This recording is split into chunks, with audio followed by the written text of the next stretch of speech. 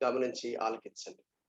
2వ దినవృత్తాంతాలు 7వ అధ్యాయము 12, 13, 14 వచనాలు క్లుప్తంగా చదువుకొని ఇందులో దేవుడు పొందుపరిచినటువంటి ఆ కొద్ది మాటల చేత దేవుని యొక్క సందేశాన్ని మనం వినటానికి ప్రయత్నం చేద్దాం. అప్పుడు యెహోవా రాత్రియందు సొలొమోనుకు ప్రత్యక్షమై ఇలాగ సెలవిచ్చెను. నేను నీ విన్నపమును అంగీకరించి ఈ స్థలమును నాకు బలులు అర్పించు మందిరముగా కోరుకుంటుని. వాన కురియకుండా నేను ఆకాశమును మూసివేసినప్పుడే గాని, దేశమును నాశనము చేయుటకు మిడతలకు సెలవిచ్చినప్పుడే గాని, నా జనుల మీదికి తెగులు రప్పించినప్పుడే గాని, నా పేరు పెట్టబడిన నా జనులు తమను తాము తగ్గించుకొని ప్రార్థన చేసి నన్ను వెదకి తమ చెడు మార్గంలోని విడిచిన యెడల ఆకాశము నుండి నేను వారి ప్రార్థనను విని వారి పాపమును క్షమించి వారి దేశమును స్వస్థపరచుదును. దేవుడి వాక్యాన్ని మన కొరకే దీవించి ఆశీర్వదించి ఈ దివ్యమైన వాక్యం చేత మనతో మాట్లాడునుగాక. మనతో మాట్లాడునుగాక. 12వ వచనం. అప్పుడు యెహోవా రాత్రియందు. అప్పుడంటే ఎప్పుడు? ఆ వచనం ఏం చేస్తుందంటే దానికి మునుపు దేవుడు ఏదైతే చెప్పాడో దానికి లింక్ పెడుతుంది. అప్పుడు అంటే ఎప్పుడు? సొలొమోను దేవుని మందిరాన్ని ప్రతిష్ఠిస్తాడు. దేవుని మందిరాన్ని ప్రతిష్ఠించడానికి అనేకమైన బలులు అర్పిస్తాడు. దేవుని యొక్క మహిమ చేత దేవుని యొక్క మందిరం నిండిందని బైబిల్ గ్రంథంలో రాయబడింది. యాజకులు అది తట్టుకోలేక బయటకు వచ్చేస్తారు. యాజకులు బయటకు వచ్చినప్పుడు దేవుని మందిరం చేత దేవుని మహిమ చేత నింపబడిందని దేవుని వాక్యం చూస్తాం. అదంతా అయిన తర్వాత రాత్రి యందు సొలొమోనుకు ప్రత్యక్షమై దేవుడు సెలవిచ్చాడు. ఏమన్నాడు? నేను నీ విన్నపమును అంగీకరించి ఈ స్థలమును నాకు బలులు అర్పించు మందిరముగా కోరుకుంటుని. మరి దాన్ని ఇప్పుడు ఎట్లా అర్థం చేసుకోవాలా? వాక్యాన్ని స్టడీ చేసే ప్రతిసారి కూడా మనం ఏం చేయాలంటే మొట్టమొదటి అబ్జర్వ్ చేయాలి, సర్వే చేయాలి, అబ్జర్వ్ చేయాలి, స్టడీ చేయాలి. చేసిన తర్వాత రెండోది ఏం చేయాలంటే ఇంటర్ప్రిట్ చేయాలి. ఇంటర్ప్రిట్ చేసిన తర్వాత అప్లై చేసుకోవాలి. ఇవి 3 చాలా ప్రాముఖ్యమైనవి. ఈ స్థలమును అంటే దాన్ని to cut the long story short, యెరూషలేమును దేవుడు కోరుకున్నాడు. దేవుని ప్రజలు యెరూషలేంకి వెళ్ళి అక్కడ కనీసము సంవత్సరానికి 3 సార్లు పురుషులు సాధ్యమైతే కుటుంబాలతో వెళ్ళి దేవుని ఆరాధించాలి. దేవునికి కట్న కానుకలు సమర్పించుకోవాలి. దేవునికి మొక్కుబడులు ఏదైతే వాళ్ళు చేసుకున్నారో అది అర్పించాలి. ఈ స్థలము నేను కోరుకుంటుని. కానీ మన కొత్త నిబంధనకు వస్తేప్పటికి ఏం జరిగింది? యోహాను సువార్త 4:24లో సమరయ స్త్రీతో అన్నాడు. ఆమె అనింది, మా పితరులు మీరేమో యెరూషలేము అంటారు, మరి మా పితరులేమో ఈ గెరిజీము కొండ అంటారు అంటే అప్పుడు దేవుడే ఉన్నాడు. దేవుడు ఆత్మ గనుక ఆయనను ఆరాధించువారు ఆత్మతోనూ సత్యముతోనూ ఆరాధించాలి. యెరూషలేములో ఉన్నటువంటి మందిరం ఎటువంటి మందిరం అంటే అది ఇసుక, రాళ్ళు, సిమెంటు మొదలగు స్టీల్ మొదలగు వాటితో కట్టబడినటువంటి కట్టడం. అది ఇంకా ఏమేమి వాడారో మనకు వివరాలు అంత ఎక్కువగా తెలియదు. It is something like a physical structure. ఇప్పుడు కొత్త నిబంధనకు వచ్చినప్పటికీ మన హృదయమే దేవుని యొక్క ఆలయం. ఇది చేతులతో చేయబడింది కాదు. ఇది రక్తమాంసంతో చేయబడింది కాదు. It is a spiritual temple. దేవుడు ఆయన సెలవులో తను తాను బలిగా అర్పించుకున్నప్పుడు హెబ్రీ గ్రంథకర్త అంటాడు, ఆయన శరీరమును తెర ద్వారా మనం అతి పరిశుద్ధ స్థలంలో ప్రవేశించామంటే తెర ఏ విధంగా చిరిగిపోయిందో ఆయన శరీరము మన కొరకు చింపబడింది. ఆయన శరీరము ద్వారా, ఆయన చిందించిన రక్తము ద్వారా అతి పరిశుద్ధ స్థలంలో మనం ప్రవేశించడానికి అవకాశం కలిగింది. మనకు మధ్యవర్తులు లేరు. దేవుడు మనము నేరుగా we can have confrontation with God. We can have direct fellowship with God. We don't need any mediator. ఇప్పుడు ఆ పరిశుద్ధాత్మ ప్రేరేపణ చేత ఆత్మతో సత్యముతో మనం దేవుడి నుంచి మనం ఆరాధన చేయొచ్చు. Now we are beyond physical domain. ఇదివరకు ఒక పర్టికులర్ ఏరియా ఎక్కడంటే అక్కడ బలులు అర్పించడానికి వీల్లేదు. అయితే ఇప్పుడు అలా కాదు. యేసుక్రీస్తు వారు సిలువలో చేసిన విమోచన కార్యం ద్వారా we have a spiritual regeneration జరిగింది. యేసుక్రీస్తు విశ్వాసం ఉంచడం ద్వారా చెరువులో చెందించిన రక్తం చేత మన పాపములు కడిగి మనం శుద్ధి చేయపరచబడ్డాం. అప్పుడు ఏమైందంటే దేవునితో రిలేషన్షిప్ రెస్టోర్ అయింది, దేవునితో సహవాసం కలిగింది. ఆదికాండం 3వ అధ్యాయంలో దేవుడు చల్లపూటన ఆయన ఆదాము అవ్వలను కలుసుకోవడానికి వచ్చినప్పుడు అన్నట్టుగా ఆ కాంటెక్స్ట్ మనం అక్కడ చూస్తాం. Now we can get back to God through spirit. ఎందుకంటే వీఆర్ రీజనరేటెడ్, మన పాపములు పరిహరించబడ్డాయి, ఆత్మతో సత్యముతో దేవుని ఆరాధిస్తాము. ఇప్పుడు నా మెటీరియలిస్టిక్ స్ట్రక్చర్ తో మనకు పని లేదు. ఇచ్చాడా ప్రైజ్ ద లార్డ్, లేకపోతే చెట్టు కింద గ్యాదర్ అవుతాం, ఒక టెంట్ వేసుకుంటాం, మామూలు ఇళ్లలో ఉంటాం, అది పెద్ద హైఫై ఉండాల్సిన పని లేదు. దేవుడు నరుని వేషం చూడు, ఆయన మన హృదయాన్ని చూస్తాడు. కాబట్టి now we should not limit the presence of God to a physical structure. చాలా మంది ఇక్కడ చర్చ్ ఎక్కడ ఉంది అంటే పైన ఒక సిలువ వేయబడిన ఒక కట్టడం చూపించి అది చర్చ్ అంటారు. చర్చ్ బిల్డింగ్ అని చెప్పాలి, చర్చ్ అనకూడదు. Church building, it's not church. Church అంటే ఏంటి? క్రీస్తు యేసు రక్తము చేత ఎవరైతే విమోచించబడ్డారో పరిశుద్ధులుగా ఉండుటకు సమకూర్చబడిన విశ్వాసుల సముదాయము, సంఘం. అక్కడ ఇప్పుడు మనం ఆత్మ సంబంధమైన బలులు అర్పిస్తాం. మనం ఒకప్పుడు భౌతిక సంబంధమైన బలులు అర్పించే వాళ్ళము, ఇప్పుడు ఆత్మ సంబంధమైన బలులు అర్పిస్తాం. దేవుని ఆత్మతో సత్యముతో ఆరాధన చేస్తాం. Now we worship God not only just through materialistic offerings, but we worship God in our attitude. మన యాటిట్యూడ్ లెవెల్లో, ఇన్ అవర్ ఇంటెన్షన్స్ లెవెల్లో, ఇన్ అవర్ డిజైర్స్ లెవెల్లో, with all our being we worship God. అందుకనే ఆరాధన అనేది అది physical stature పైన ఆధారపడదు. నువ్వు మోకరించి ఆరాధించినంత మాత్రాన నీ ఆరాధనకు డిగ్రీ అండ్ వాల్యూ పెరగదు. నువ్వు కూర్చొని ఆరాధన చేస్తావా, నిలబడి ఆరాధన చేస్తావా, నడుస్తూ ఆరాధన చేస్తావా, మోకరించి ఆరాధన చేస్తావా, posture is not very important. Your attitude is very important. Your inner being is very important. నీ మాటల కంటే నీ బీయింగ్, నీ ఉనికి, నీ పర్సన్, వ్యక్తిత్వం చాలా ప్రాముఖ్యమైనది. యేసుక్రీస్తు రక్తంతో కడగబడినప్పుడు పరిశుద్ధాత్మ దేవుడు నీ హృదయంలో స్వేచ్ఛగా నివసిస్తాడు. అందుకనే 1 కొరింథీ 6వ అధ్యాయంలో పౌలు అంటాడు, ఆయన మీ దేహముతో మీరు అపవిత్రపరచుకోబాకండి, మీ దేహమును వ్యభిచారానికి వినియోగించొద్దండి. దేవుడు ఆత్మ, ఆయన మిమ్మల్ని విలువ పెట్టుకున్నాడు కనుక మీ దేహములతో దేవుని మహింపరచండి అన్నాడు. సొలొమోను దేవుని ఆలయాన్ని ప్రతిష్ఠించినప్పుడు దేవుడు ఏమన్నాడు? ఈ స్థలమును నాకు బలుడుగా అర్పించుకుని మందిరంగా కోరుకున్నాను అన్నాడు. ఇప్పుడు మనం యెరూషలేముకు పోవాల్సిన పనిలే, ఇప్పుడు ఒక ఫిజికల్ స్ట్రక్చర్ ను కోరుకోవాల్సిన పనిలే. విచారకరమైన సంగతి ఏం చెప్పమంటారు ఈ దినాల్లో? నేను అనుకుంటాను ఈ పాండమిక్ సిచ్యువేషన్ ద్వారా, ఈ COVID-19 పాండమిక్ సిచ్యువేషన్ ద్వారా దేవుడు మనకు అనేక పాఠాలు నేర్పుతా ఉన్నాడు. మన మైండ్ ఫిజికాలిటీ లేక మెటీరియలిస్టిక్ దానిపైన అటాచ్మెంట్ పెరిగిపోయింది. ఒక బిల్డింగ్ కు అటాచ్మెంట్ పెరిగిపోయింది. అయ్యో ప్రభువా, మేము మందిరాల్లో కలుసుకోలేకపోతున్నాము అంటే బిల్డింగ్ ఇంపార్టెంట్ నీకు? ఈ దినాల్లో ఆ బిల్డింగ్ చుట్టూ కూర్చుకొని రాజకీయాలు చేస్తూ కూర్చున్నారు. మనకొచ్చే డబ్బులన్నీ బిల్డింగ్ల మీద పెడతామన్నారు. రాజకీయాలు అయిపోయినాయి. మనకున్న డబ్బును ప్రార్థన చేసేటప్పుడేమో ప్రభువా ఈ కానుకలను నీ స్వార్థ కోసం అంటారు, కానీ ఒట్టిదే 10 రూపాయలు కూడా స్వార్థ ఖర్చు పెట్టరు. ఏం వాక్యం చెప్పడానికి వచ్చినానికి ఎంత గిఫ్ట్ ఇస్తారో ఏమో, అది కూడా ఏమి ఇస్తారో ఏమో.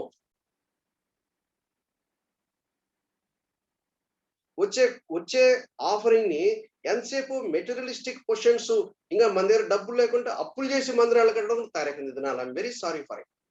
అప్పులు చేసి లోన్లు తీసుకొని, I'm very sorry, that is not the procedure. God will not be glorified by doing so.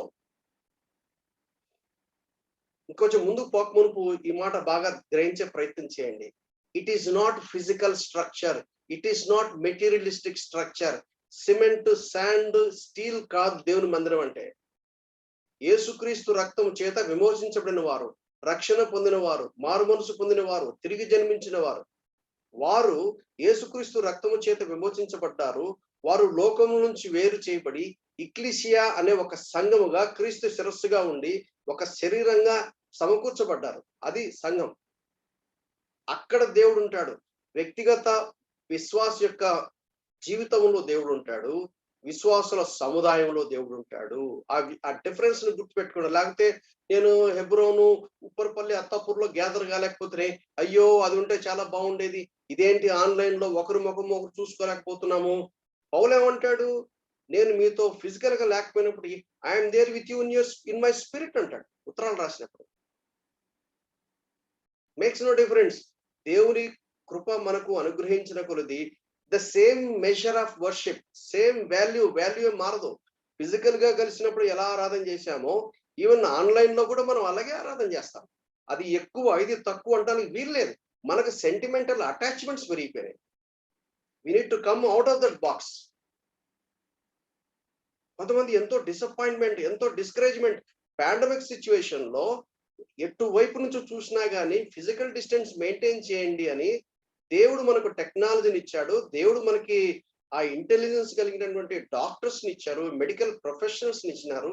మీకు వైరల్ వస్తుంది, మీరు ఎఫెక్ట్ అవుతారు. ఇంట్లో ఒక్కరికి వస్తే ఇంట్లో అందరికీ వస్తుంది అని చెప్తే కూడా లేదండి మేము ఫిజికల్గా వెళ్ళాలండి, అయ్యో వెళ్ళలేకపోతే మేము ఆరాధించడానికి మేము కలవడానికి వీలు కాకపోయినా ఇది ఇచ్చిన ప్రభు అంటే దట్ ఈస్ బెటర్, అంత బెస్ట్ మాకు ఇవ్వలేదు, కొంచెం second best, third best, fourth best ఇచ్చారనే లెవెల్లో we need to come out of that box, out of that thinking. దేవుడు ఆత్మ గనక దాని అర్థం అది. యోహాను సువార్త 4:24 అర్థం ఏంటంటే దేవుడు ఆత్మ గనక నువ్వు గెరిజంలో ఇప్పుడు మన ఎస్పెషల్లీ మన భక్సింగర్ సహవాసంలో ఈ అటాచ్మెంట్స్ ఎక్కువైపోయినాయి. ఆ central place, it is new testament లో సెంట్రల్ ప్లేస్ అనే కాన్సెప్ట్ లేదు. ఆ దినాల్లో భక్సింగ్ గారిని దేవుడు ఏర్పాటు చేసుకున్నప్పుడు భక్సింగ్ గారి ద్వారా మనకు స్వార్థ ఏంటో, సంఘం అంటే ఏంటో, సహవాసం అంటే ఏంటో చాలా విషయాలు మనకు దేవుడు నేర్పించాడు ఆ దైవజనుని ఏర్పాటు చేసుకుని. నేర్పించిన తర్వాత ఇప్పుడు ఏమైంది, సంఘాలు వర్ధిల్లినాయి, సంఘాల్లో విశ్వాసులు ఎదిగారు, విశ్వాసులు దేవుని వాక్యాన్ని బోధించే బోధకులుగా తయారయ్యారు. మళ్ళా బోధకులుగా తయారైన తర్వాత ఎల్కేజీ స్టాండర్డ్ లో మనం చదువుకున్నటువంటి ఆ పుస్తకాలు మనం చదవము, ఇప్పుడు రీసెర్చ్ చేస్తారు. అలాగే కనుక మనము ఒక ట్రెడిషనల్ వేలో ఒక ఫరిసేయుల్లాగా లేక ఒక సెంటిమెంటల్స్ లెవెల్లో మనం అటాచ్మెంట్లు పెట్టుకోబాకండి, దయచేసి పెట్టుకోబాకండి. దేవుడు ఆత్మ గనక ఆయనను ఆరాధించువారు ఆత్మతో సత్యముతో. ఇది మొదటి మాట మనం గ్రహించాలి. రెండవది 13వ వచనం, వాన కురయకుండా నేను ఆకాశమును మూసివేసినప్పుడే గాని. దేవుడు ఆకాశాన్ని మూసేస్తాడా అంటే దేవుడు వర్షం రానివ్వకుండా చేస్తాడా? ఎస్, చేస్తాడు. ఎందుకంటే దేవుడు నీతిమంతుడు, దేవుడు న్యాయవంతుడు, దేవుడు సత్యవంతుడు. దేవుడు ముందే చెప్పాడు, ఏమని చెప్పాడు, నేను నీకు నా వాక్యాన్ని ఇస్తున్నాను, నువ్వు వాక్యానికి విధేయత చూపిస్తే నీకు ఆశీర్వాదం, వాక్యానికి విధేయత చూపకపోతే డెఫినెట్లీ నీకు పనిష్మెంట్ ఉంటుందని చెప్పాడు దేవుడు. నేను వాన కురియకుండా ఆకాశాన్ని మూసివేసినప్పుడు. ఎందుకు దేవుడు వాన కురియకుండా ఆకాశాన్ని మూసేస్తాడు? 3 విధాలుగా దేవుడు తన జడ్జిమెంట్ ని తీసుకొస్తాడు. బైబిల్ గ్రంథాన్ని జాగ్రత్తగా పరిశీలిస్తే there are 3 ways how God will execute his judgement. మొదటిది ఏంటంటే కరువు, రెండవది ఏంటంటే ఖడ్గము, మూడవది ఏంటంటే తెగులు. కరువు ఎట్లా వస్తుంది? వర్షం రాకపోతే కరువు వస్తుంది. తినడానికి గింజలు ఉండవు, తిండి ఉండదు. వర్షం, దేవుడే వర్షాన్ని ఇస్తాడు. గాడ్ ఈజ్ సావరెన్, దేవుడు సార్వభౌముడు. ఆయన వర్షాన్ని ఇస్తాడు, వర్షాన్ని ఆపేస్తాడు. అది కదా ఏలియా చెప్పింది, 3.5 సంవత్సరాల వర్షము కురవదు. ఎందుకంటే you should note that there is God in heaven, you should know that God is the provider of all our needed provisions. ఆ దేవుడు ప్రొవైడ్ చేస్తేనే కానీ నాకు దొరకదనే సత్యం మనకు అర్థం కావాలి. మనం ఏం నేర్చుకున్నాం, మనం బాగా సమకూర్చుకున్న తర్వాత నాకు దేవునితో పని ఏముంది, నాకు డిగ్రీలు ఉన్నాయి, నాకు ఆస్తిపాస్తులు ఉన్నాయి, బ్యాంక్ బ్యాలెన్స్ ఉంది, ఐ డోంట్ నీడ్ గాడ్ అని అనుకుంటున్నాం. అందుకని దెబ్బ కొట్టాడు. ఇప్పుడు ఏమైంది, ఆసుపత్రులు పాలవంగానే రోజుకు 50,000 అంటున్నారు, రోజుకు 70,000 అంటున్నారు. మన దగ్గర ఉన్న డబ్బులన్నీ మొత్తం శుభ్రం అయిపోయినాయి, ఏమి లేవు. ఉన్న పొలాలు అమ్మేసుకుంటున్నారు, ఉన్న ఇండ్లు అమ్మేసుకుంటా ఉన్నారు. దేవునితో పెట్టుకోబాకండి. God is the provider, so be thankful to God. అదే మనం ఆరాధన సమయంలో మనం చూసాం, God is the provider, God revealed himself. కనుక ఆ దేవుని మనం ఏం చేయాలి, కృతజ్ఞత భావం మనకు ఉండాలి. ఆ దేవుని మనం ఆరాధించే ఆరాధికులుగా మనం ఉండాలి. అంతేగాని దేవుడు మనకిచ్చిన వాటిని బట్టి ఆరాధన చేయకూడదు. మనకిచ్చిన ఆస్తిపాస్తులను బట్టి దాన్నిగా అతిశయించాల్సింది. మనం దేవుని అతిశయించాలి. ఈ దినాల్లో మనం ఏం చేశాము? We have left the God of the temples. We are running around the temples. దేవుడు మనకు గిఫ్ట్లు ఇస్తే ఆ గిఫ్ట్ల మీద పట్టుకున్నాం కానీ గివర్ ఆఫ్ ది గిఫ్ట్ వదిలేసాం మనం. God is a resource person సంగతి మర్చిపోయాం. ఇశ్రాయేలులు వాళ్ళు పాపం చేశారు. వాళ్ళు చుట్టూ ఉన్నటువంటి అన్యాచారాలను పట్టుకొని వాళ్ళు విగ్రహారాధన చేసి మాకు దేవుడు అక్కర్లేదన్నారు. ఇదిగో ఇదే దేవుడు అని ఒక విగ్రహం పెట్టుకున్నారు. అప్పుడు దేవుడు ఏం చేయాలి? మనకి వాళ్ళకి పాఠం చెప్పాలి కదా. పాఠం చెప్పే పద్ధతి ఏంటి? కరువు తీసుకొస్తాడు, వర్షం. అప్పుడైనా బుద్ధి తెచ్చుకుంటారేమోనని. ఎందుకు ఇటువంటి పనిష్మెంట్ చేస్తాడు? So that God wants them to come back to them. Yesu దేవుని వైపుకు రావడానికి దేవుడు చేసే అది ప్రయత్నం అది. ఒకవేళ కరువు ద్వారా వాళ్ళు మాట వినలేదనుకో, అప్పుడు ఖడ్గము అంటే శత్రువులు చుట్టూ ఉన్నటువంటి వాళ్ళని రకరకాలు. ఇప్పుడు మిడతలు కూడా దాదాపు అదే పని చేస్తాయి. మిడతలు మొత్తం గ్రీనరీ అనేది లేకుండా చేసేస్తున్నారు. కరువు, ఖడ్గము. మూడోది ఏంటంటే తెగులు. బైబిల్లో ఎక్కడ చూసినా ఈ 3 విషయాలు చాలా ఫ్రీక్వెంట్ గా మీకు కనపడతాను. వాన కురియకుండా నేను ఆకాశమును మూసివేసినప్పుడే గాని. చాలాసార్లు ఏమనుకుంటారంటే సైతాన్ తెచ్చాడు, అనవసరంగా వాడికి ఎందుకండి ఎక్కువ మార్కులు వేస్తారు?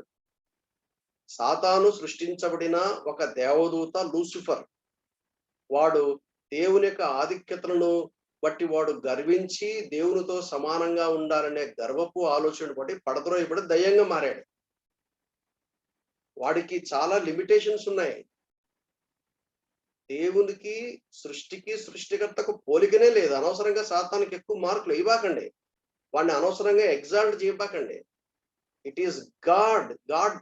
దేవుని సెలవు లేకుండా ఏది జరగదు. దేవుడు సార్వభౌముడు. God is in control. God is on the throne. God is in full control. Without his permission, nothing happens. అనేది ఎంత త్వరగా తెలుసుకున్నంత మంచిది. అందుకని ఏదైనా జరిగిన వెంటనే మనం ఏం చేయాలంటే ఫస్ట్ గో టు గాడ్. ప్రభా, ఈ సిచ్యువేషన్ వచ్చింది, నన్ను ఏం చేయమంటావు? నీ సెలవు లేకుండా ఇది రాదు. వచ్చింది అంటే నన్ను ఏం చేయమంటావు? దేవుడు తన గుణాలకు వ్యతిరేకంగా ఏమి చేయడు. కానీ కొన్నిసార్లు దేవుడు ఇలా కూడా చేశాడా? దేవుడు ఇటువంటి యాక్సిడెంట్ పర్మిట్ చేస్తాడా? దేవుడు ఇటువంటి డిజాస్టర్స్ పర్మిట్ చేస్తాడా? ఎస్. మరి ఏం చేయాలి? మరి దేవుని చెప్పిన మాట వినరు. దేవుని చెప్పిన మాట విన్నప్పుడు దేవుడు ఏం చేయాలి? God has to discipline us. ఎందుకు డిసిప్లిన్ చేస్తాడు? So that restoration is possible. God has to put sense in our mind. We lost our senses. ఒక గొప్ప దైవసేవుడు భలే అన్నాడు, we lost our normal senses. చిన్న ఎగ్జాంపుల్ చెప్తాను మీకు అర్థం కావాలంటే. ఒకప్పుడు అయ్యో పలాని బస్ స్టాండ్ లో ఎవరో పొడుచుకున్నారంట, మానవుడు బ్లడ్ గాయాలు, అబ్బా బ్లడ్ అనుకుని అన్నం కూడా తినేవాళ్ళు కాదు. భయపడేవాళ్ళు కొన్ని దృశ్యాలు చూడడానికి. కొన్ని దృశ్యాలు వినంగానే నిద్ర పట్టేది కాదు. చాలా సెన్సిటివ్ గా ఉండేది మన కాన్షియన్స్, మన మనసాక్షి. కానీ ఇప్పుడేమైంది? ఆ టీవీలో ఆ శవాలు మోసుకొని పోతుంటారు, కాలుస్తూ ఉంటారు, చూస్తూ ఉంటారు, తింటా ఉన్నాం. దృశ్యాన్ని బాగా చిత్రీకరిస్తారు. ఎంత లైవ్లీగా దాన్ని ప్రజెంట్ చేస్తారంటే అది చూస్తూ ఉంటాము, ఆహా అంటనే ఉన్నాం, మనం తింటనే ఉన్నాం. వి లాస్ట్ అవర్ సెన్సెస్. ఒకప్పుడు తల్లికి కొడుకుండే రిలేషన్షిప్ ఒక విధంగా ఉండదు. ఇప్పుడు అదే తల్లిని చంపుతున్నారు. మన పేపర్లో చూస్తున్నాం కదా. తండ్రికి కుమార్తెకు ఉండే రిలేషన్షిప్ ఇప్పుడు సరిగ్గా లేదు. దారుణమైన సంగతులు మనం చూస్తున్నాం. We lost our normal senses. 2 Timothy పత్రికలో అపోస్తలుడు పౌలు అంటాడు, వాళ్ళు అసహజంగా జీవిస్తారంట, సహజంగా జీవించరు. న్యాచురాలిటీ పోయింది, అన్యాచురాలిటీ వచ్చేసింది. మనమంతా మన రూపాలు మార్చేసుకుంటున్నాం, మన వేషాలు మార్చేసుకుంటున్నాం. మన పైపైన వేషాలు వచ్చేసే లోపలన్నీ దారుణమైన పరిస్థితి ఏర్పడతా ఉన్నాయి. మానవుల దుస్థితి వివరించడానికి వీలు కాకుండా అంతా. మనం ఏం చేయాలి? God has to bring us to our senses. అప్పుడు ఏం చేయాలి? God has to allow certain terrible things to happen. మన కళ్ళంబడి చూస్తా ఉన్నాం. నాసిక్ లో మన జరిగింది మనం చూసాం కదా. ఆక్సిజన్ ఆగిపోయింది, 23 మంది చచ్చిపోయారట. కానీ మనం విన్నామా? అటువంటివి ఎన్నెన్ని వినపడతా ఉన్నాయి, వినకూడని సంగతులు. మన ప్రపంచాన్ని మనం హిట్ చేసాం. నంబర్ 1 ఇప్పుడు ప్రపంచ దేశాలు భారతదేశాన్ని ఇట్లా చూస్తా ఉన్నాయి. ఒకప్పుడు మనం ఏమనుకున్నాం, మా ట్రెడిషన్ ఏంటి, మా బ్యాక్గ్రౌండ్ ఏంటి, మా రిసోర్సెస్ ఏంటి అన్నాడు. God started teaching lesson to us. Let us try to understand. God is dealing with his people. God is God of all nations. వాన కురియకుండా నేను ఆకాశాన్ని మూసివేసినప్పుడు, దేశమును నాశనం చేయుటకు మిడతలకు సెలవిచ్చినప్పుడే కానీ, నా జనుల మీదకి తెగులు రప్పించినప్పుడే గాని. నేను చెప్పి ఈ మాటలు చెప్పడానికి నేను సాహసించట్లేదు, నేను భయపడుతున్నాను. ఈ మాటలు చెప్పడానికి ఎగ్జాక్ట్లీ ఇలా అవునో కాదో నాకు తెలియదు, కానీ this is what I'm struggling with. ఇది జరుగుతూ ఉంది. కరువు ఉంది, దేశం నాశనం అయిపోతా ఉంది, తెగులు వచ్చేసింది. అప్పుడు ఏం చేయాలంట? 14 వచనం, నా పేరు పెట్టబడిన నా జనులు తమ్మును తాము తగ్గించుకొని ప్రార్థన చేసి నన్ను వెతికి తమ చెడు మార్గములను విడిచిన యెడల ఆకాశము నుండి నేను వారి ప్రార్థన విని వారి పాపమును క్షమించి వారి దేశమును స్వస్థపరుస్తును. ప్రార్థన చేసేదేమో ఆయన జనులు, మరి వాళ్ళని నేను మిమ్మల్ని స్వస్థపరుస్తానని చెప్పాలి కదా. నేను ఇదే ఒక్క వచనం మీదనే ఆలోచించి కొంతసేపు మనం స్టడీ చేయాలని నేను కోరుతా ఉన్నా. ఇప్పుడు దేశానికి తెగులు వచ్చినప్పుడు, దేశంలో కరువు వచ్చినప్పుడు, దేశం నాశనం అవుతున్నప్పుడు ఎవరు రెస్పాండ్ అవ్వాలి? నా పేరు పెట్టబడిన నా జనులు. ఎవరు నా పేరు పెట్టిన నా జనులు అంటే, కొత్త నిబంధన కాంటెక్స్ట్ లో ఏమని చెప్పాలి? దేవుని సంఘం, జీవుల దేవుని సంఘం. ఈనాడు జీవుల దేవుని సంఘం ఏమైపోయింది? నేను, నా భార్య, నా పిల్లలు, నా ఫ్యామిలీ, నా కుటుంబం, చుట్టూ రింగులు గీసుకున్నాం. ఇంతే. నిజమే, అది తప్పనిసరిగా అవసరం, క్వశ్చనే లేదు, ఎటువంటి డౌట్ లేదు. But that is only the beginning.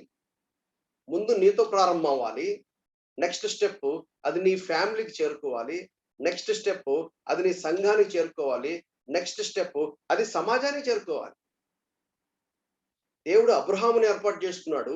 Abraham ద్వారా ఒక దేశాన్ని తయారు చేశాడు. అది ఇశ్రాయేలు దేశం అన్నాడు. ఆ దేశాన్ని చేసేమన్నాడు? నీ ద్వారా సర్వ ప్రపంచాన్ని నేను దీవిస్తానన్నాడు. ఆ యాకోబు ఆయన యాకోబు ద్వారా 12 మంది జనాంగాలను ఏర్పాటు చేసుకున్నాడు. ఆయన అక్కడి నుంచి దావీదుని తీసుకొచ్చాడు. దావీదు సంతానంగా యేసుక్రీస్తుని తీసుకొచ్చాడు. యేసుక్రీస్తు ద్వారా సర్వ ప్రపంచాన్ని దీవిస్తానన్నాడు. నీ సంతానము అన్నాడు, సంతానములు అనలా. ఆదికాండ 22వ అధ్యాయంలో అబ్రహాంకి ఇచ్చినటువంటి వాగ్దానం అదే, ఇస్సాకు ఇచ్చినటువంటి వాగ్దానం అదే, యాకోబుకి ఇచ్చినటువంటి వాగ్దానం అదే, ఇశ్రాయేలు దేశానికి దేవుడు ఇచ్చిన వాగ్దానం అదే. మెస్సయ్యాను తీసుకుని వస్తాడు. ఆ మెస్సయ్య ద్వారా దేవుడు తన ప్రపంచాన్ని దీవిస్తానన్నాడు. ఇప్పుడు మనం సిలువకు ఇటువైపున మనం ఉన్నాము. కొత్త నిబంధన ప్యాటర్న్ లో మనం ఉన్నాము. నా పేరు పెట్టబడిన నా జనులు, it is plural, not singular. నా పేరు పెట్టబడిన నా జనులు ఎవరు రెస్పాండ్ అవ్వాలి? చర్చ్ రెస్పాండ్ అవ్వాలి.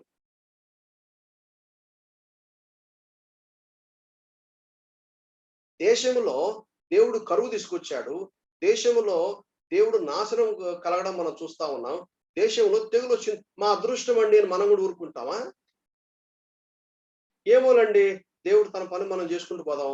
మనం చాలా బిజీగా ఉన్నాంగా. బిజీ. ప్రియమైన సహోదరి సహోదరులారా, ఒక మాట మీతో చెప్పనివ్వండి. బిజీ అనేది సాతాను తీసుకొచ్చే ఒక ప్రమాదకరమైనటువంటి ఒక సిచ్యువేషన్.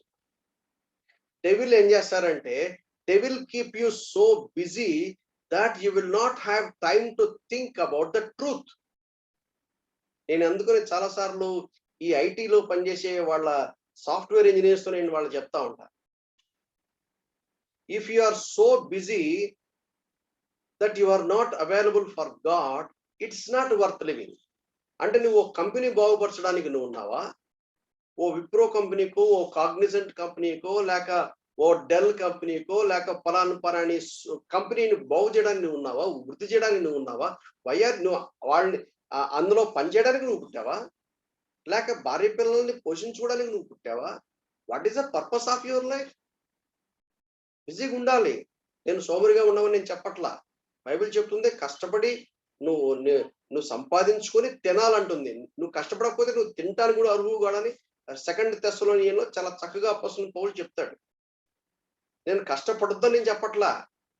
కానీ దేవునికి పర్పసెస్ నెరవేర్చే పనిలో నీ పాత్ర నువ్వు పోషించకుండా నువ్వు అంత బిజీగా ఉన్నావంటే, బహుశా ఆనాడు మొర్దెకై ఎస్తేర్‌తో చెప్పాడు, ఎస్తేర్, దేవుడు బహుశా నిన్ను అందుకే ఈ స్థాయిలో పెట్టాడేమో, నిన్ను అందుకే ఈ స్థానంలో పెట్టాడేమో, అందుకే దేవుడు నీకు రిసోర్సెస్ ఇచ్చాడేమో, బహుశా నువ్వు ఈ టైంలో నువ్వు చర్య పూనుకోవాల్సిందే, నీకు ఒక బాధ్యత ఉంది, నువ్వు చెయ్యాలి. గుర్తుపెట్టుకో, నువ్వు గనుక చేయలేదనుకో, నీవు నీ కుటుంబం నాశనం అవుతుంది. But God knows how to defend himself. God knows how to safe God his own people. దేవుడు మరొక మార్గాన్ని ఎన్నుకుంటాడు.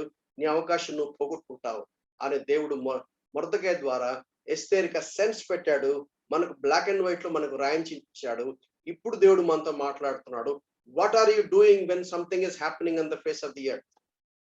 మన దేశంలో, మన రాష్ట్రంలో, మన కళ్ళ ముందు జరుగుతున్నప్పుడు what are you doing? Brother, నేను ప్రేయర్ చేస్తున్నా brother. Do you think is that enough? Is that enough? చాలా ప్రేయర్ చేస్తే సరిపోద్దా? అది 1 యోహాను పత్రికలో ఆయన పత్రిక అంతా చెప్పింది అది. నీ ప్రేమ అనేది, అది ప్రేమ అనేది యాక్చువల్గా it is an attitude, it is not an action. దేవుడు లోకాన్ని ఎంతో ప్రేమించాడు. How do I know? He sent his beloved son to die on the cross of Calvary. దేవుడు తన ప్రేమను ప్రదర్శించాడు. ప్రేమ కృపగా మారింది. నా పేరు పెట్టబడిన నా జనులు, మొదటి పాఠం. దీన్ని ముక్కలు ముక్కలుగా విభజించి ఇంకా చూసుకుంటే కానీ మనకు బాగా అర్థం కాదు. నా పేరు పెట్టబడిన నా జనులు. ప్రియమైన సహోదరి సహోదరులారా, ఈ వాక్యం వింటున్నావు కదా, do you come in to this cadre? నువ్వు చెప్పుకోగలవా, నేను దేవుని ప్రజను? ఆయన రాజులైన యాజక సమూహంలో చేశాడు. ఆయన సొత్తైన ప్రజలుగా చేసుకున్నాడు. ఎన్ని ఆరాధనలో భలే మాట్లాడతాం మనం, మనకు తెలియదని కాదు నా పాయింట్. నా పేరు పెట్టబడిన నా జనులు వాళ్ళు ఏం చేయాలంట? తమ్మును తాము తగ్గించుకొని ప్రార్థన చేసి నన్ను వెదకి తమ చెడు మార్గములను విడిచిన ఎడలా. వాళ్ళు ఏం చేయాలంట? తమ్మును తాము తగ్గించుకొని. అక్కడే మన ప్రాబ్లం అంత వచ్చేది. ఉంటుందిలే, ప్రైజ్లాడ్ బ్రదర్, ప్రైజ్లాడ్ బ్రదర్, ప్రైజ్లాడ్ అంతా వంగి వంగి చదువు ఉట్టిదే.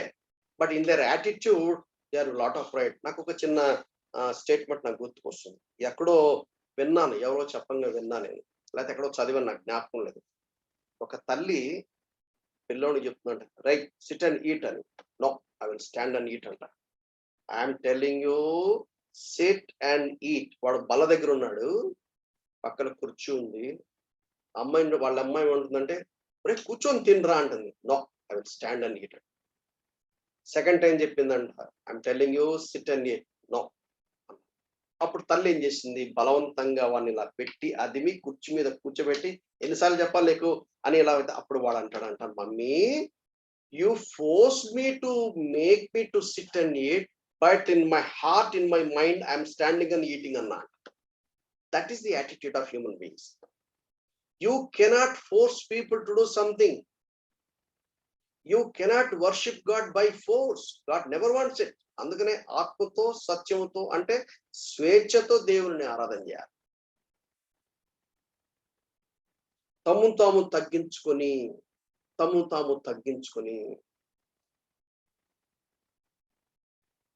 ఒక స్టోరీ నాకు మళ్ళా గుర్తుకొస్తా ఉంది. ఎవరో రాజుగారు చెప్పారట, ఏమని, సార్ మన రాజ్యంలో ఒకడు ఉన్నాడు, వాడిని బెండ్ చేయటం ఎవరి వల్ల కావట్లేదు అంటే, అప్పుడు రాజు అన్నా అంట, అరే మరి వాడిని నా దగ్గర తీసుకెళ్ళి నేను బెండ్ చేస్తానంట. లేదు సార్, వాడు చాలా చాలా వాడు గర్విష్ఠండి, వాడు అస్సలు వాడిని నార్మల్ లెవెల్ తేడం చాలా కష్టం సార్, మా వల్ల కాదని చెప్పేసి రాజుగారి దగ్గరికి ఆ ఇంటి మీద తీసుకొచ్చాడు. అప్పుడు రాజుగారు ఏమన్నానంట, సరే వాడిని వచ్చి నన్ను దర్శించమని చెప్పు అని అన్నా అంట. అని చెప్పి ఏం చేశాడంట, రాజుగారికి ఆయన ప్యాలెస్ చాలా గంభీరంగా ఉంటుంది కదా. అయితే ఆయన ఏం చేశారంటే, ఎంట్రన్స్ లో ఆ తలుపు మామూలుగా 6 feet కంటే హైట్ ఎక్కువ ఉంటుంది కదా, దాన్ని ఏం చేశాడు, దాన్ని 3 feet తగ్గించమని చెప్పాడు. అంటే ఇప్పుడు తలుపు యొక్క ఎంట్రన్స్ తగ్గిపోయింది అనమాట. సో సర్వసాధారణంగా లేడీస్ కూడా కనీసం ఒక 4 feet 5 feet ఉంటారు. సో అప్పుడు వాడు ఏం చేయాలా, వాడు లోపలికి రావాలంటే ఇలా మెడ వంచాలి కదా, ఇలా వంచి లోపల రావాలి కదా. వాడు ఏం చేశాడంట, ఇలా నీలుక్కొని వచ్చాడంట. అంటే ఇలా తల వంచకుండా ఇలా నీలుక్కొని ఇలా వెనక నుంచి వచ్చాడంట. ఈ ఇన్ఫర్మేషన్ రాజుగారి దగ్గరికి వెళ్ళింది. సార్ వాడు లోపలికి రమ్మంటే వాడు ఎట్లా వచ్చాడు సార్ అని నేను ముందే చెప్పాను మీకు, వాడు ఎలా వచ్చాడు ఇలా నీలుకొని వచ్చాడంట. అట్లా రాజుగారు ఏమన్నారే నువ్వు మళ్ళీ రేపు రాపో అన్నట. అప్పుడు రాజుగారు ఏం చేశారంటే 3 ఫీట్ కాదా దాన్ని 2 ఫీట్ చేయండి అన్న. అప్పుడు అట్టే చేశారంట. ఊరి ఎట్ట చేయాలి వీడు ఇంకా తగ్గడం లేదని చెప్పి అప్పుడు ఏం చేశాడంటే ఓ పని చేయండి మీరు 2 ఫీట్ అంటే వాడు వాడు ఏదో విధంగా చేస్తాడని చెప్పి ఇంకా తగ్గించడని చెప్పి 1.5 ఫీట్ లెవెల్లో ఎంట్రన్స్ పెట్టాడంట. అప్పుడు వాడేం చేశాడంట కాళ్ళు ముందుకు పెట్టి పండుకొని కాళ్ళు ముందుకు పెట్టి ఇలా వాడు పాక్కుంటూ పోయాడంట. ప్రేమైన సహోదరి సహోదరులారా, that is our nature, wretched human sinful nature. మనలో తగ్గింపు బయటికి నక్కి ఏదో వినయ విధేయతలు ప్రదర్శిస్తామే కానీ మన హృదయంలో వీఆర్ హార్డ్ కోర్ క్రిమినల్స్. ఎవరో ఒక దైవజనుడు బలి చెప్పాడు, ఆయన ఎవరు కొన్ని వేల మందిని లక్షల మందిని చేంబర్స్ లో పెట్టి చంపాడే Hitler. The same Hitler nature is there in every person. That is the Adamic nature. మనలో ఆ తగ్గింపు అనేది లేదు.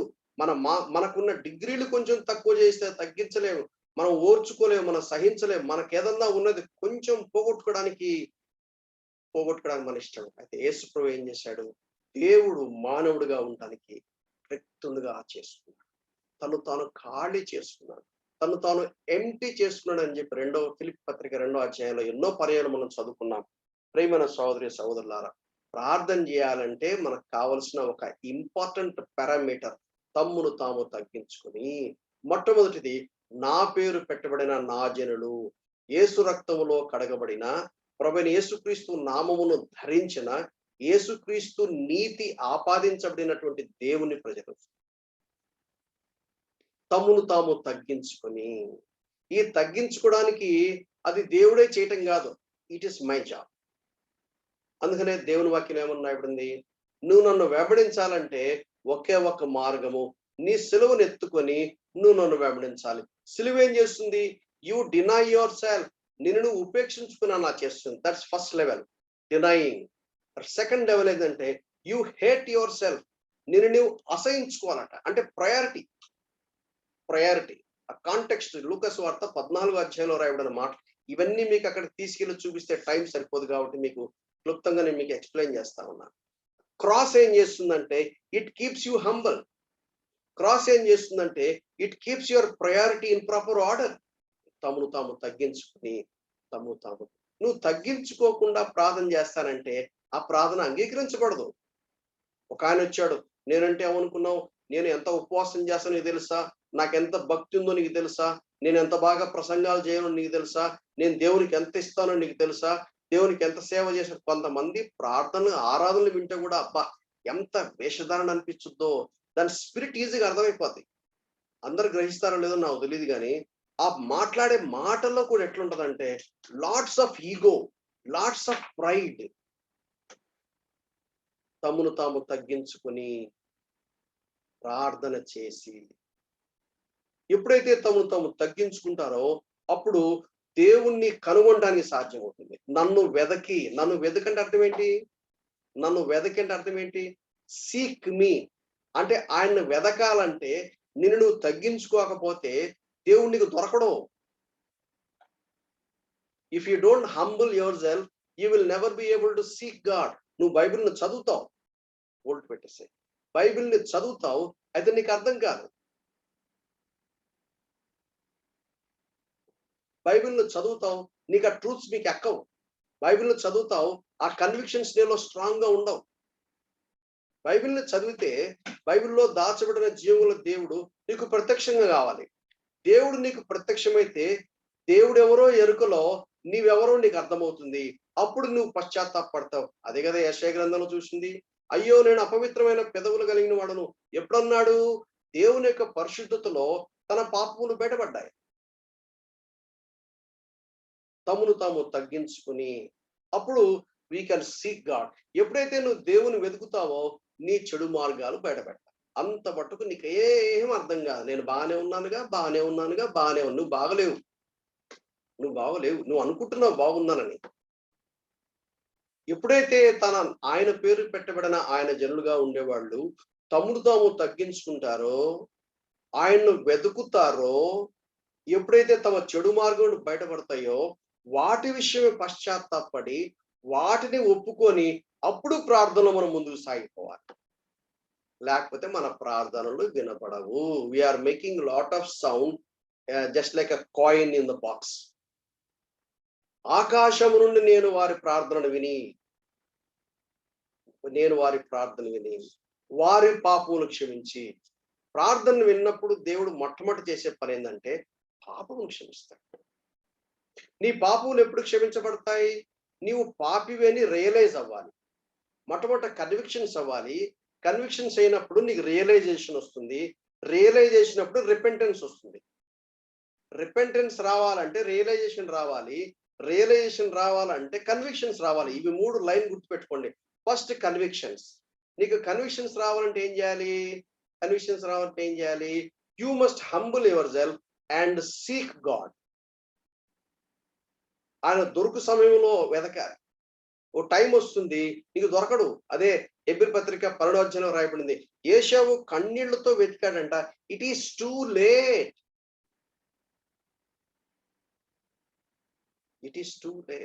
నన్ను వెదకి తన చెడు మాను నీకు విడవడానికి నీ చేతనేమవుద్ది? నువ్వు చెడు కార్యములు చేశా నీకు తెలుసు. కానీ మన బైబిల్ ఏందో మన స్థితి ఏంటో మనకు చూపిస్తుంది కదా. నేను పాపమును అసహించుకుంటాను, కానీ అదే పాపమును చేస్తాను. నేను మంచి చేద్దాం అనుకుంటాను, మంచి చేసే కెపాసిటీ నాలో లేదు. పాపమును అసహించుకుంటూ పాపమునే చేస్తున్నాను, కానీ పాపము చేయకుండా ఉండే కెపాసిటీ నాలో లేదు. అంటే అర్థమైందంటే నాలో ఒక సూపర్ న్యాచురల్ కెపాసిటీ కావాలి. ఎక్కడి నుంచి వస్తుంది? That is the work of the Holy Spirit. నీ చెడు మార్గములు విడిచిన ఎడల ఎప్పుడు విడిచిపెడతావు? అయ్యో ఇది దేవునికి అసహ్యమైంది. ఈ పాపమును బట్టి నా ప్రభు శిలువకి ఎక్కాడు, నేనే యేసుప్రభును సిలువేసింది కాబట్టి how can I do this?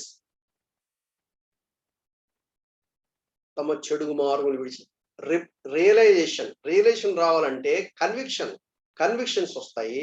పరిశుద్ధాత్మ దేవుడు వాక్యంలోని సత్యం నాకు చూపించినప్పుడు నా పాపం నాకు అర్థమవుతుంది.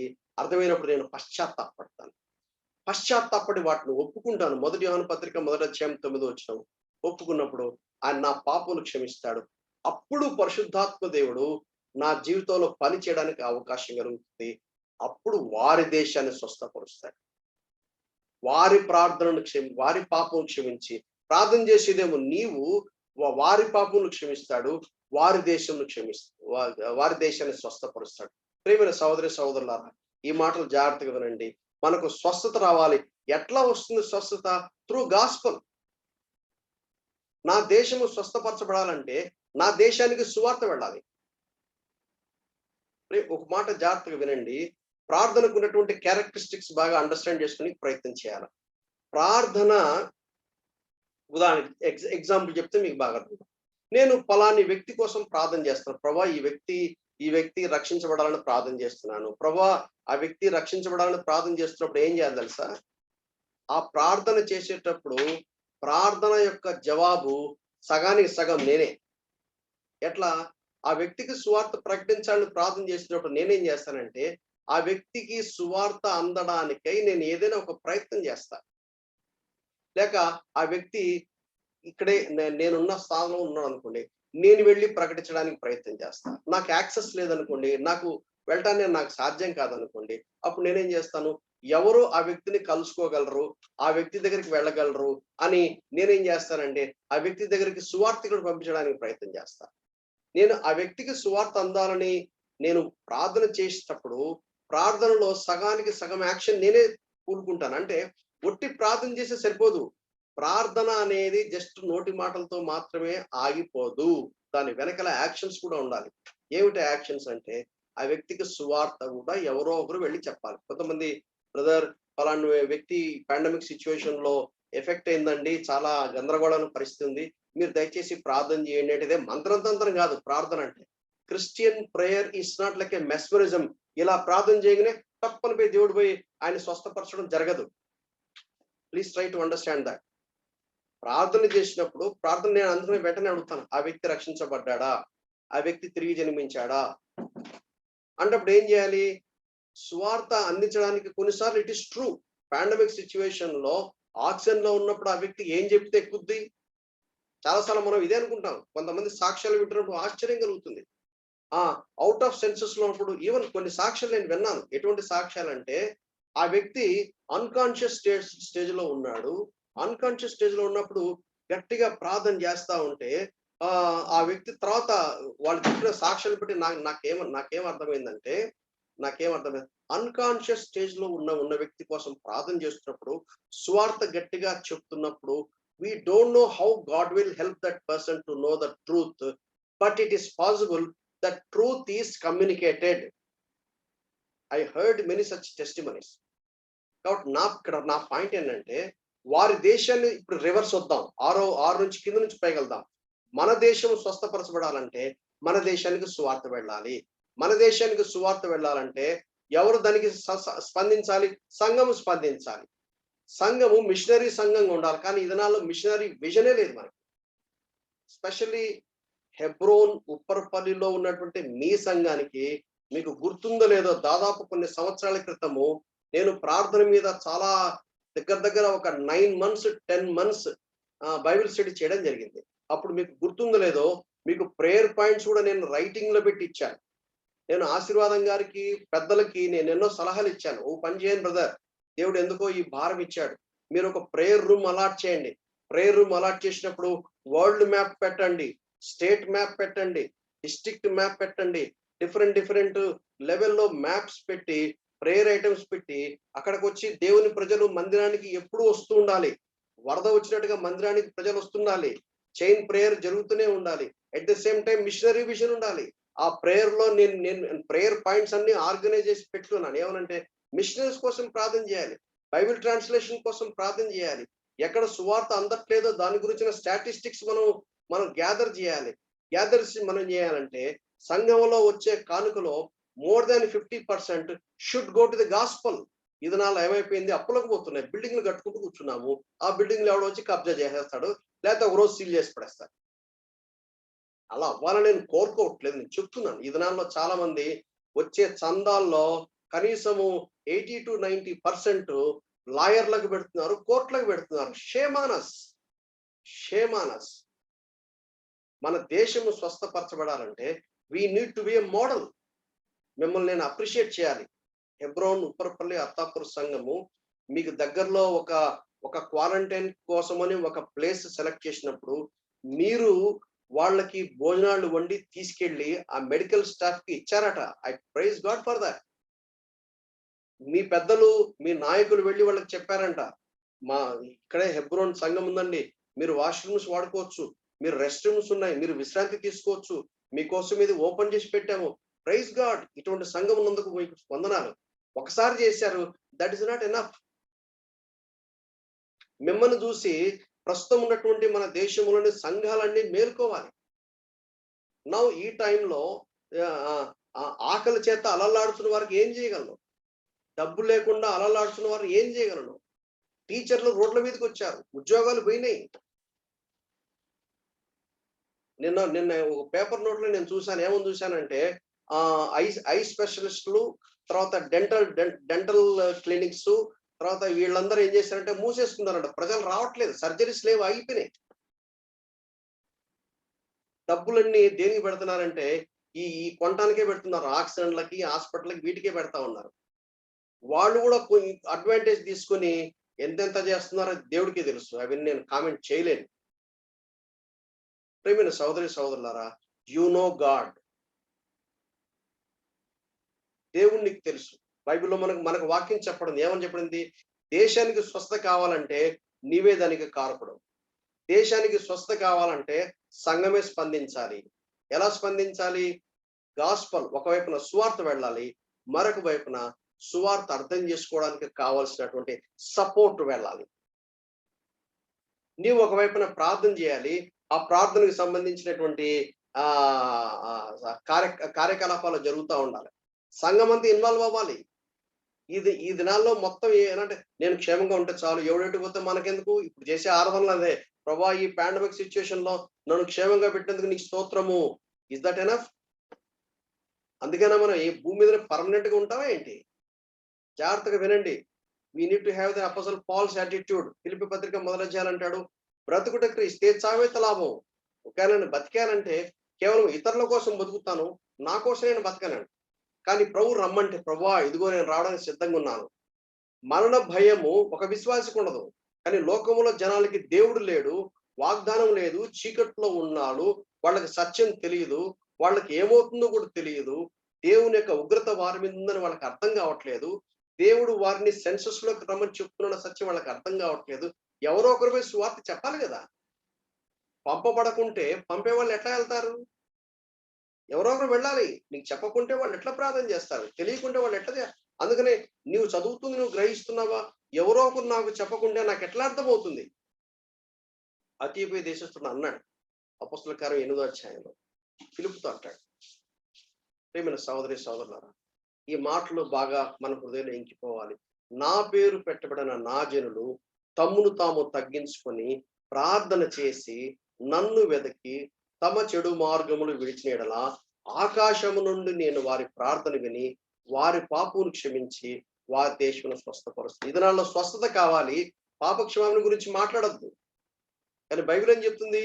నీ పాపములు క్షమించబడ్డావు. ఫస్ట్ ప్రయారిటీ పాపముల క్షమాపణ, సెకండ్ ప్రయారిటీ ఫిజికల్ హీలింగ్. ఎందుకంటే ఫిజికల్ హీలింగ్ ఈజ్ ఓన్లీ ఈ ఎంతకాలం బతుకుతావు? 60, 70, 80, 90, 100, 160 అంతకంటే ఎక్కువ కాలం బతకవు కదా. కానీ నీ పాపములు పరిహరించబడితే, నీ పాపములు క్షమించబడితే నిత్యత్వం నువ్వు దేవునితో ఉంటావు. నీ పాపములు క్షమించబడకుండా వట్టి స్వస్థత కలిగితే అది మరల రోగం వస్తుంది. అది మరలా రోగం వస్తుంది. ఎందుకంటే because of sin this body is defined. మన పాపము, we are living in a fallen world. We are living with fallen nature. Because of sin, there is lot of damage caused to our human physiology. ప్రేమైన సహోదరి సహోదరులారా, ఈ సత్యాన్ని గ్రహించి let us respond. నా పేరు పెట్టబడిన, దాన్ని ఇంగ్లీష్ లో కూడా చదివితే ఇంకా చాలా బాగుంటుంది. If my people who are called by my name will humble themselves and pray and seek my face and turn from their wicked ways, then I will hear from heaven and will forgive their sins and heal their land. నా పేరు పెట్టబడిన నా జనులు తమను తాము తగ్గించుకొని ప్రార్థన చేసి నన్ను వెతికి తమ చెడు మార్గములను విడిచిన యెడల, రియలైజేషన్, కన్విక్షన్స్, రిపెంటెన్స్, గాడ్లీ సారో, కన్ఫెషన్, అప్పుడు మన పాపలు క్షమించబడతాయి. అప్పుడు దేవుడు స్వస్థపరుస్తాడు. కన్విక్షన్స్ ఉన్నప్పుడు చెడు మార్గం విడిచిపెడతావు. గాడ్లీ సారో, రిపెంటెన్స్ ఉంటే హ్యూమిలిటీ నీకు వస్తుంది. నువ్వు ఒప్పుకుంటే దేవుడు క్షమిస్తాడు. వారి దేశంలో స్వస్థపరుస్తుంది. Only gospel can heal. దేవుని ప్రజలు ప్రార్థన చేయాలి. నా దేశమును స్వస్థపరచు అని నేను ప్రార్థన చేస్తా, నా దేశమునకు సువార్త నేనే చెప్తా, లేక నా దేశానికి సువార్తికులను నేనే పంపిస్తా. వారి దేశము ఏంటి? వారి దేశం అంటే అది తెలంగాణ, ఆంధ్రప్రదేశ్, లేక ఏది?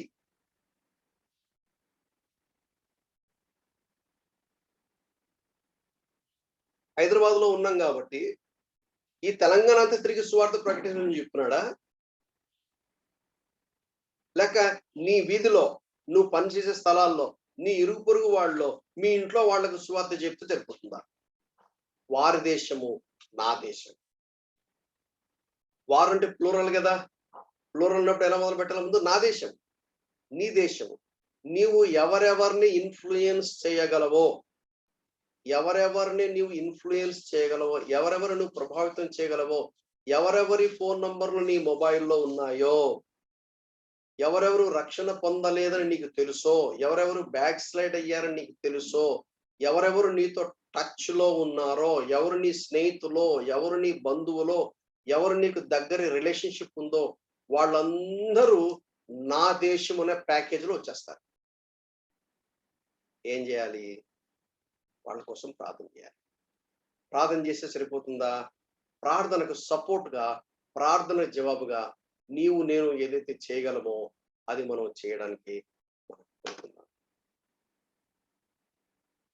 ఈ వాక్యాన్ని దేవుడు దీవించాలని, ఈ వాక్యాన్ని దేవుడు ఆశీర్వదించాలని, ఈ వాక్యానుసారంగా మనం స్పందించి మనం దేవుని యొక్క వాక్య పెరుగులో ఎలా ఉన్నామో మనం పరిశీలించుకుందాం.